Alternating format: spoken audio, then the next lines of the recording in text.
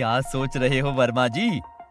यार क्या बताऊं, अब गर्मियां आने वाली हैं और मुझे ये समझ नहीं आ रहा कि इस बार एसी सर्विस कहाँ से करवाऊं। बस इतनी सी बात। वर्मा जी, इस बार आप एसी की service air conditioner and repair से कराइए। मैं सोनीपत में पिछले 4 साल से इनकी सर्विस ले रहा हूँ। इनके पास बहुत ही एक्सपीरियंस टेक्नीशियन है जो एक फोन में आकर आपका काम बहुत ही अच्छे से करते हैं। और सबसे बड़ी बात ये है कि ये अपनी सर्विस पे वारंटी भी देते हैं। ये सभी तरह के एसी जैसे window AC, split AC, tower AC, cube AC, cassette AC and all type of new and old AC की सेल और परचेजिंग का काम करते हैं। ये सोनीपत में लगभग 5000 कस्टमर का भरोसा भी जीत चुके हैं। मुझे तो आज तक कहीं और जाने की जरूरत ही नहीं पड़ी है। अरे वाह, क्या बात है।